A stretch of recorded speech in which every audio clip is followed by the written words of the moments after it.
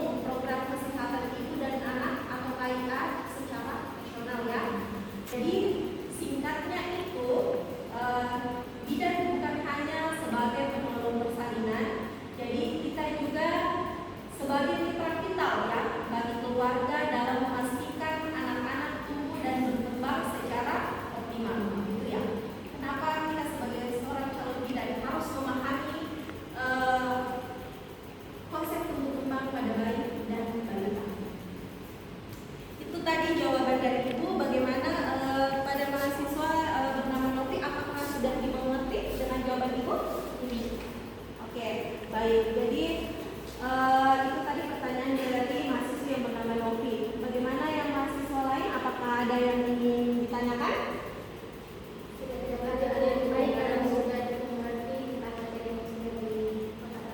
Oh ya, baik. Terima kasih. Berarti Ibu sudah menganggap kalian mengerti konsep tumbuh kembang pada neonatus, bayi dan balita. Mudah-mudahan nanti kalau sudah jadi bidan bisa mengaplikasikan apa yang kita berikan teori dan prakteknya, nanti bisa diaplikasikan pada saat kalian bekerja. Ya. Baik. Sekarang Ibu akan membagi kelompok, di mana kelompoknya itu terdiri dari 2 kelompok ya. Jadi silahkan membagi kelompoknya masing-masing menjadi 2 kelompok diskusi.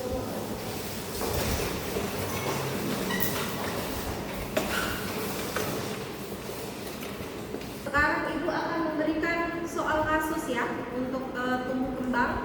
Jadi nanti kalian diskusikan ya, kalian diskusikan masing-masing kelompok. Silahkan tulis soal kasusnya, yaitu seorang ibu membawa bayinya yang berusia 8 bulan ke posyandu. Ibu tersebut mengeluh bahwa bayinya belum bisa duduk sendiri dan belum menunjukkan respon terhadap namanya ketika dipanggil. Padahal bayi lain seusianya sudah bisa. Berdasarkan tahap perkembangan normal, apakah keluhan ibu ini termasuk indikasi keterlambatan? Kerja soal kasusnya.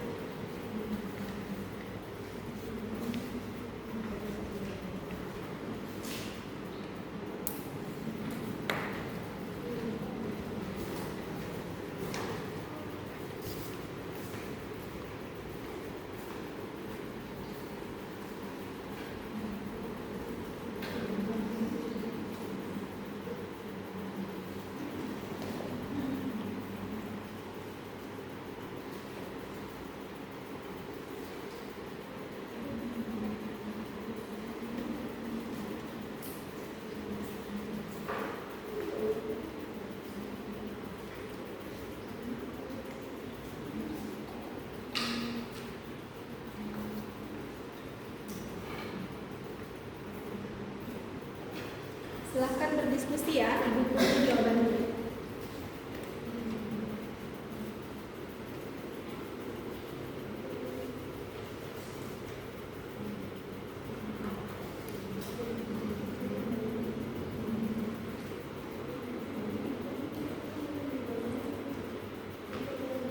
Ketika diskusinya sudah selesai dan mau mempresentasikan hasil kelompoknya, mungkin Ibu persilahkan dulu untuk kelompok 1 untuk mempresentasikan jawaban dari soal kasus yang kita diskusikan yang diberikan. Ya, silahkan kepada perwakilan dari kelompok 1 untuk menjawab. Baik, terima kasih atas kesempatan yang diberikan kepada saya. Perkenalkan, nama saya Andi Ayuni Putri, perwakilan dari kelompok 1 yang akan membacakan hasil diskusi kelompok kami. Baik, jadi kami akan menjawab pertanyaan mengenai konsep tumbuh kembang neonatus, bayi dan balita.